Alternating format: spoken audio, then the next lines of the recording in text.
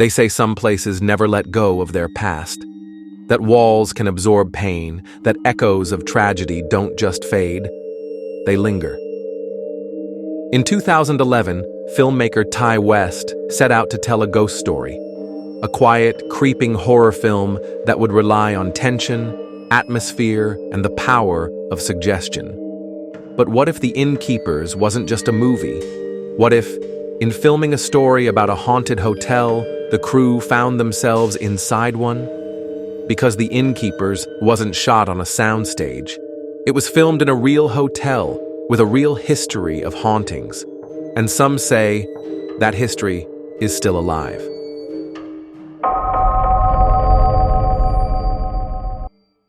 The Yankee Pedlar Inn stood for over a century in Torrington, Connecticut. Once a grand and bustling hotel, by the time The Innkeepers was filmed, it was in decline, facing its last days before closing permanently. This wasn't just the setting of the movie, it was the reality of the location.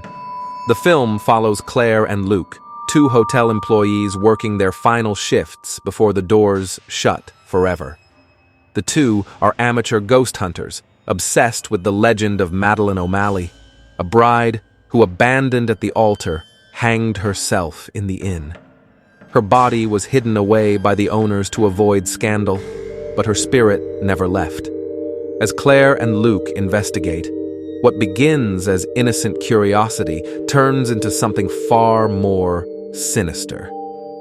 Strange noises, shadowy figures, and the overwhelming sense that they are not alone, and perhaps they weren't.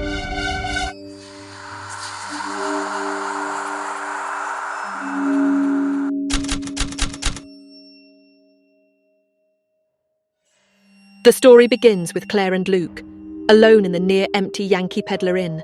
With only a handful of guests remaining, the two friends decide to use this final weekend to investigate the hotel's supernatural legends. Claire is eager, but Luke, despite running a ghost hunting website, seems less enthusiastic. There's something about the hotel's quiet emptiness that unsettles him. As the weekend unfolds, eerie occurrences escalate. Claire hears whispers in the halls, a piano plays by itself, and a mysterious guest, an elderly man, insists on staying in a long-closed room on the top floor. Then there's Leanne Rhys-Jones, a former actress turned psychic, who warns Claire that the spirits in the hotel are not to be trifled with. She tells Claire to avoid the basement at all costs, but by the time Claire understands the danger, it's already too late. On the last night, she ventures into the basement alone, drawn by ghostly sounds. There, she encounters the terrifying apparition of Madeline O'Malley. Panic-stricken, Claire tries to escape, but the door slams shut behind her. She struggles to breathe, her asthma attack worsening. Luke, hearing her screams, rushes to help, only to find her lifeless body on the floor. Did she die from fear? Or did something in the basement take her?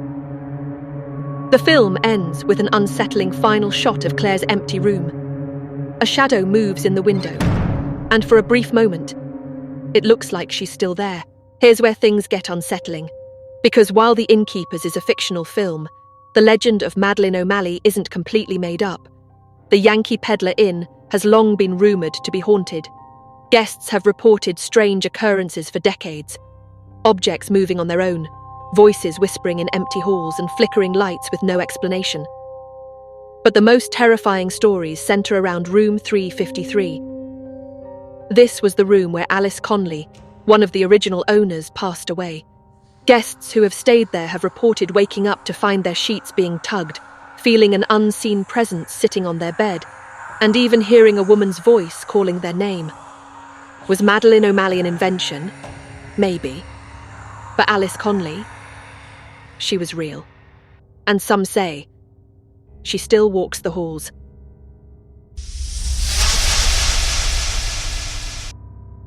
Ty West has spoken about the strange things that happened while filming at the Yankee Pedlar Inn. Crew members reported hearing knocking sounds from empty rooms. Lights would flicker, only to work perfectly when checked. Objects would go missing, only to reappear in bizarre, places. Some cast members even claimed to have experienced sleep paralysis while staying at the hotel, waking in the middle of the night, completely unable to move, with the suffocating sense that someone was in the room with them, watching. Was it exhaustion? Overactive imaginations? Or had they, in making a film about ghosts, invited something in? The Innkeepers isn't like most horror films. There are no loud jump scares, no excessive gore. Instead, it builds its horror slowly, through mood, silence, and a creeping sense of unease. The fear doesn't come from what we see, but from what we think we see. From the dark corners where something might be lurking. And in the end, Claire's fate isn't just tragic. It feels inevitable. Because whether you believe in ghosts or not, one thing is certain. Some places hold on to their stories. And once you step inside, they might just pull you in too. Was The Innkeepers simply a well-crafted horror film? Or did the Yankee Pedlar Inn lend something more to the story? Something that couldn't be scripted? Perhaps the truth is somewhere in between. The Yankee Pedlar Inn closed its doors permanently in 2017. Whatever ghosts may have roamed its halls, they now belong to history. But if you ever find yourself walking past an old, empty hotel and you hear a voice whisper your name, don't look back. You might not like what you see. Horror movies like The Innkeepers leave us with more than just a lingering sense of unease. They challenge our perception of reality. Was Claire truly a victim of supernatural forces, or was she simply consumed by fear and suggestion? And what about the Yankee Pedlar Inn?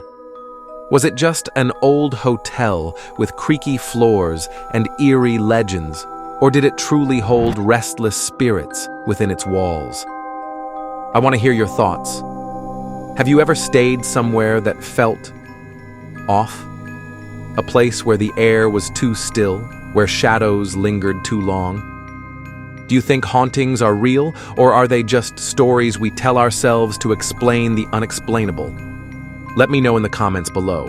And if you enjoyed this deep dive into the Innkeepers, don't forget to like, subscribe, and hit the bell icon so you won't miss the next chilling exploration into the dark and unknown. This has been Gazing the Abyss.